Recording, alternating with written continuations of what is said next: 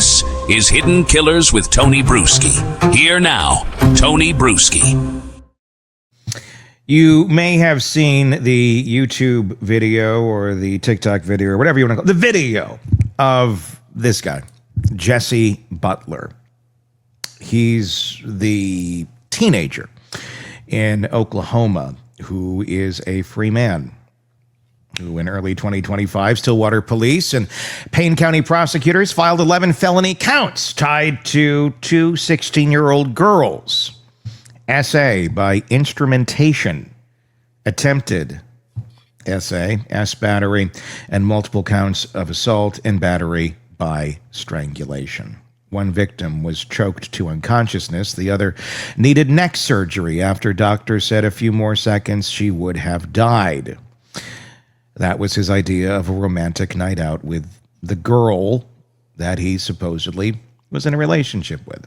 Investigators say they even recovered partial phone video consistent with a strangulation during one of the assaults because he wanted to record it. Butler was charged as an adult initially, and then the case pivoted in Stillwater because he was 17 at the time that he destroyed these young girls' lives. The defense then pushed for Oklahoma's Youthful Offender track. It almost sounds youthful. Because this sounds like, this doesn't sound like, until you hear exactly what he did. Does that sound like a youthful offender to you? And guess what? The court in Stillwater granted it. Butler then entered a no contest plea, not a spoken confession, but a plea that the court treats like guilt for sentencing. And the judge suspended a potential decades-long term in favor of 1 year of supervised and rehabilitation under the Office of Juvenile Affairs up to his 19th birthday. If he violates, prison can be imposed, but if he completes it, he walks free. That's the timeline. 11 felonies filed, adult cases, youthful offender reclassification, no contest plea, suspended time. Now the question for us today is, how does the system look at violence that extreme and decide rehabilitation, which doesn't work on sexual offenders, by the way, beats incarceration? And what does it tell us about the culture that protects the right offenders? Retired FBI Special Agent Robin Drake, former head of the Counterintelligence Behavioral Analysis Program, is with us to help us kind of break this level of insanity down. Robin, let's start by watching the video for everybody in case someone hasn't seen it. This is him being arrested on his porch and his mother coddling him, which I'm sure she's coddled his whole life, which is part of the reason why he is the monster that he's turned into today. Let's take a look at this.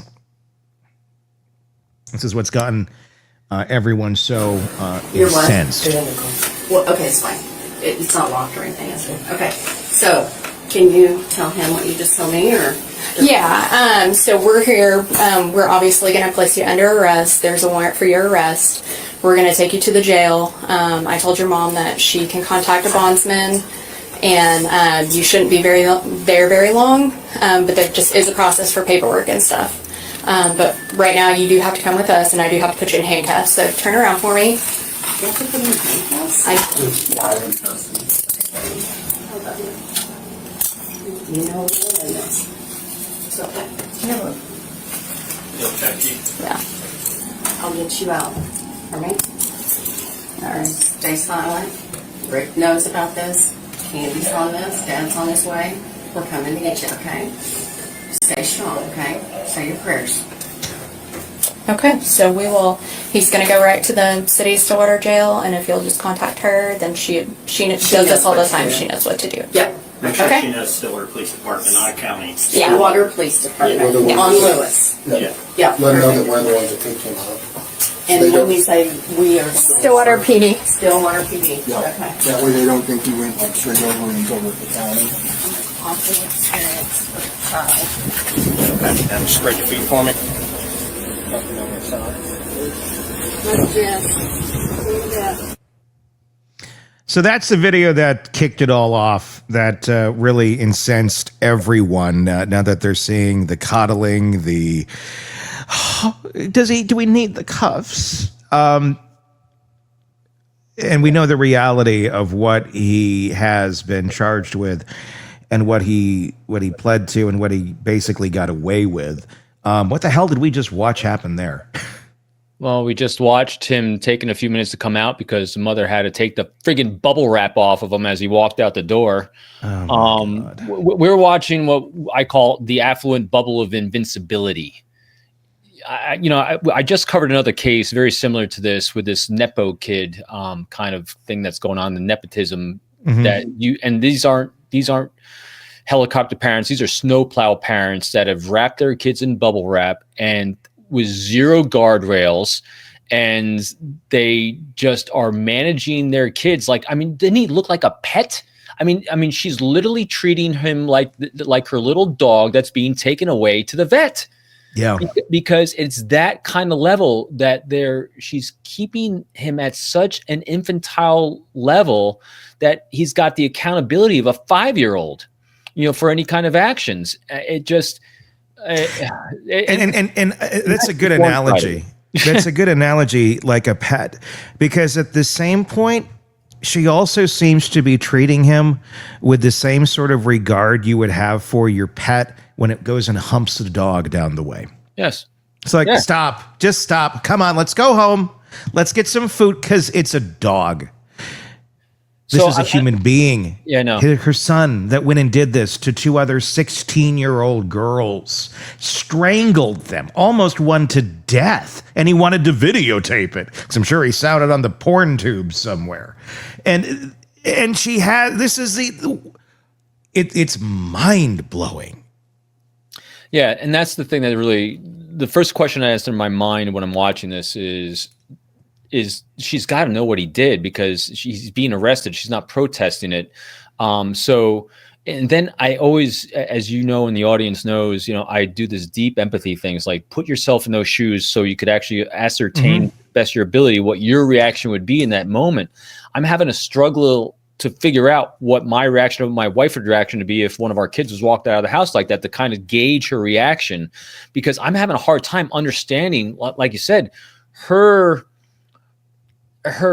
affect is so placid. It's not like she's treating it like not a big deal. Are you sure you have to do this?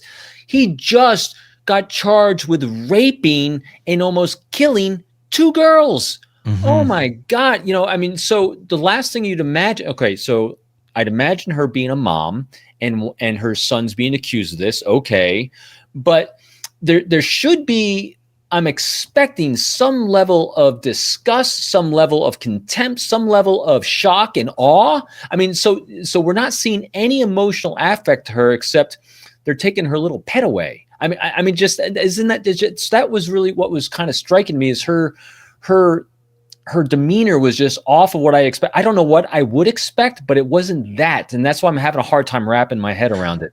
Is this something where nobody wants to see the worst in their kids or people in general, and she can't wrap her mind around that this could be true, this must be false, this must be a lie, this must be a this, and she's just all in for her son, and just I'm there for you no matter what, because all she's still seeing is that little boy from the baseball field wearing the baseball hat that we saw in that initial picture. And that's how she's seeing her kid, and just can't grasp this reality. Maybe that would be a hard reality to grasp, but at the same point, if there's these accusations against your kid, I don't know. It's hard to say what I would be doing in that same situation, but I don't think it would be quite that. No, so I don't have any data, because I've never seen another child arrested like this in this kind of case, and so I don't have a comparison. The only other kind of comparison we can do our thought experiment on is when you see, or a parent or loved one finds out that someone has been accused of committing murder. We've seen that before. Or someone has been murdered and you lost someone. The amount of shock and disbelief that enters your mind, because you cannot conceptualize that this person is either gone, they're dead, or they committed this horrendous crime. You get massive energy of denials. No way, this couldn't be wrong. You got the wrong guy. You're expecting some massive pushback. and some denial, some distancing. You're expecting those kind of emotional reactions in those types of situations. Again, I haven't seen exactly this, so this is my first data from this type, but I would expect that kind of viral reaction to something that you didn't believe, because what we're seeing here is someone who's accepting the accusation. Because you seem to be saying, okay, this is the way it is. You're being arrested for raping these two girls. I mean, so what see what I mean? Hum da dum ba dum ba dum ba dum ba dum. Instead of, what? No way, that's not him. You got the wrong guy. Are you sure? You're being arrested? I mean, so you're not getting the typical pushback I would expect to see. Not saying it's wrong or right. It's not what I expected. It is. It's an interesting reaction that we're seeing there, because it's not that pushback. You're exactly right. It's not this is ridiculous. It's more like, can I put more bubble wrap on you? Yeah. Like how can I make you feel comfortable, in this icky situation that you're going into, and say your prayers. Yeah, say your prayers that you get struck by lightning on the way to prison. Unfortunately, rape the girls. Yeah, but unfortunately, he's not going to prison, because in this small town in Clearwater, Oklahoma, well, you know what?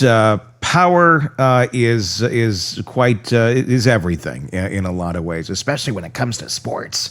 Community complicity is a big thing, and we see it in a lot of cases in a lot of small towns. Everyone knows someone.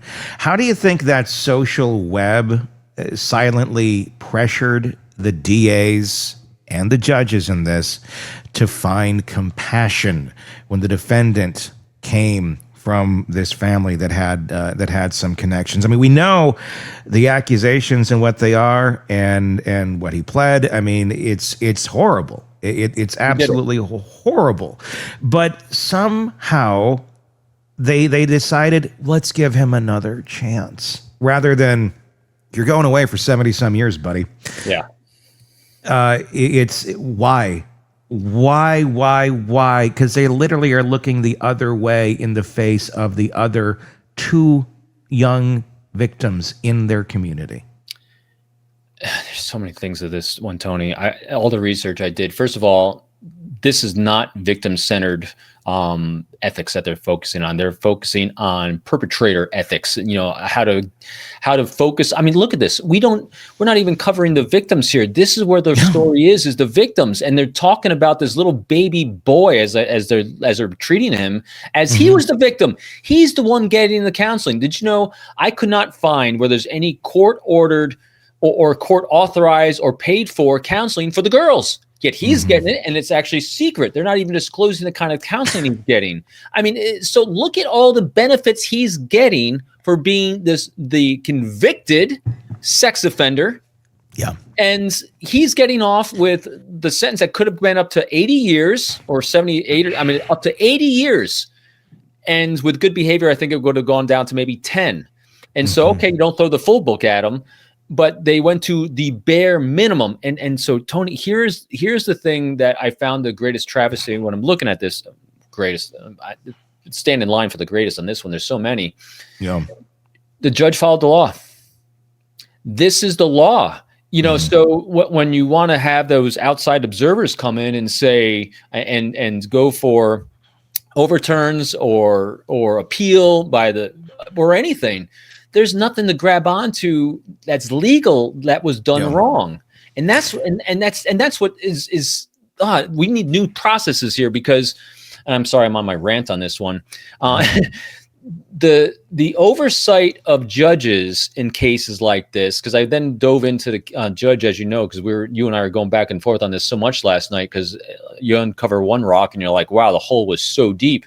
Now, this judge that did the sentencing, first, she has a track record of leniency where she's been accused of being too lenient in the past for people that were local. And talk about local, a lot of times when we think of judges, at least I do when I served in the FBI in New York City and in Norfolk and the FBI headquarters, Quantico, Virginia, Richmond, these were never my hometowns except where I'm at now in Fredericksburg. And you kind of assume that the judges aren't either. Maybe the lawyers are, but judges, no, this judge was a judge here for over 50, well, not a judge, but she was a lawyer and then eventually judge here for 50 years. This is the school she went to. This is where she's educated. This is where her father was a judge. The police department, I looked this up. The police department is only about 70 or 80 sworn officers. So it's a small police department. It's not, and I think the town, is 50 to 60,000. I mean, I looked up all these numbers to kind of get a sense for what inspired this judge to give the least amount of sentence for such a heinous, horrendous crime.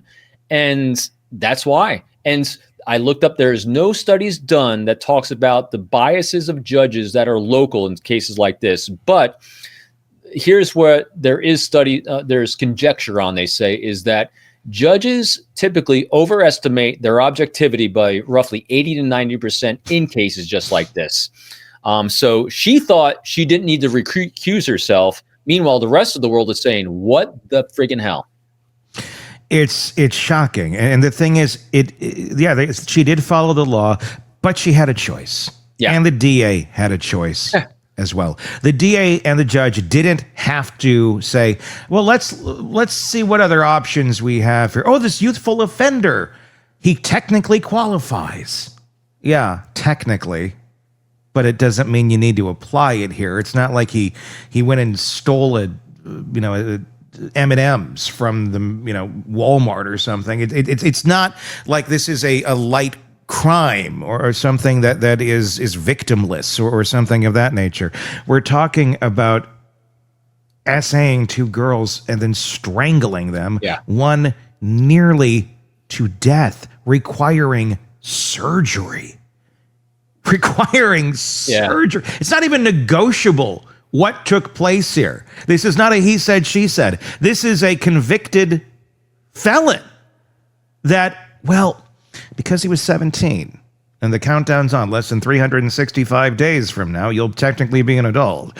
We're gonna go with this one over here. I do not understand that way of thinking, other than, I mean, who's the winner here at the end of the day?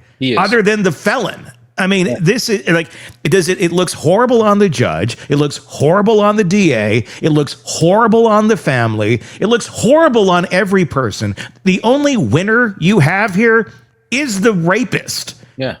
So why? What is going through someone's mind when you don't have to go down that road? It wasn't like, well, according to this, 1 + 2 = 3, and this is the only thing we can charge him with. That's the system. We've seen cases like that where like the maximum sentence is X. And you're like, damn, I wish you could do more. And the judge is like, this is the max I can give you. Mm-hmm. This is like, what's the absolute least I can possibly give you for these horrible crimes? It is mind-blowing, and I do not understand where any sort of reason came into play here that this was a good idea. Are they completely clueless to the idea that people outside of Stillwater are going to hear about this and are going to come after them with flames and pitchforks? I think that's part of the calculus that wasn't part of their calculus, is that Jesus. She's got reps of doing it this way. So again, looking at behavior patterns, this sentence fits her pattern of behavior and her arc as a judge. It fit right in there. And to your point, that's the least amount she could have done. And use a phrase I was actually going to say too. Wasn't a case of he said, she said, of a couple 16 and 17-year-olds out there doing some stuff they shouldn't have done. And did it really happen or not happen? And I've seen this. We've all seen this before. I get that. This is actually brutal. Yeah. We actually had someone that almost died because of strangulation. That is to me, that's the exasperation of this crime, which should at least have done some time somewhere rather than just this is almost like an acquittal and an apology for arresting you and charging you with this, even though you admitted to doing it, or no contest, whatever they say. This gave me such little faith in that system out there or anywhere, that the judges have this kind of leeway for a minimum sentence over something so heinous. And I know it's raw with us and our audience as well, just because we've covered the Epstein case so thoroughly and the impact. And the other thing that really bothered me on this one, Tony, was that the prosecutors said, because they wanted to spare the girls the trauma, or they're being re-traumatized by testifying. How do you let them decide that? They said they would. They actually said they wanted to, but they said no, we don't want to re-traumatize you. Ask Virginia, Roberts, who did the whole testifying against Epstein. They wanted to, so it's up to So this is where you're not. It's not up to the DA to decide that. Talk to the victims. Talk to the victims, and the victims said no. We want to, but they said no. Oh, it's crazy. No, we'd rather protect little Jesse here. Going off the rails. It is so maddening. It is so utterly maddening. It is. Because I just feel like we are in this upside down land where the justice system in so many of these cases it's just consistently going to the side of predatory behavior of these awful men. Because he's 17 years old. He knew what the hell he was doing. Oh yeah. This is not. This is something. This is his MO. This is how he operates. He will be a rapist forever. He will reoffend. The odds are there. In my opinion, he will reoffend. Yeah, and I looked at that, because again, I looked at the nooks and crannies, and so it's not. And this is why I think the judge is able to do what she did, and it's why the sentencing guidelines are what they were. Believe it or not, I pulled it up. The recidivism rate for someone at that age, at a youthful age like this, with good counseling, it's only, I think, in the teens. That's bullshit, because there isn't there's not accurate stats on reporting sexual assault. I know, but that's what they're using. That's what they're using to justifying their sentencing. But even that. So this is where I had a problem with that as well. So let's take the stats that they're reporting for recidivism for the reason why they had the sentencing. So if they say at the low end it's 15 to 17%, recidivism rate for this type of crime from this type of individual, if they've gone through counseling, like I said, so that means the judge is saying, hey, he's only got a 17% chance of doing this again. Whose daughter are you going to let subject to that? Yeah, it means if. It should be. Hey, Judge, would you like your daughters or grandkids to go on a nice date alone with him? Maybe lock him in a room with him and see what happens? Yeah. And so here's recidivism, I would think, would be lower if the perpetrator, and not just the accused assailant, but the actual convicted one who admitted it, no contest, did it, actually felt that hit a rock bottom, like this was an aha, wake up, humbling moment. But look at him. This wasn't a humbling moment. This wasn't an aha moment. This was someone who got his bubble wrap got taken off as he walked out the door. They bubble wrapped his cuffs on him. They put him in the car, and then he went back home. That's not a moment that changes someone's behavior. No, I mean, no. It's not, and it won't change the behavior, because someone who has this in them, someone who's going to do this, it's there. That's how they're programmed. It's going to happen again. And here's a clear example of see something, say something, do something, and where the do something part completely failed. Want more on this case and others? Then press subscribe now and don't miss a moment of true crime coverage from Tony Brueski and the Hidden Killers podcast.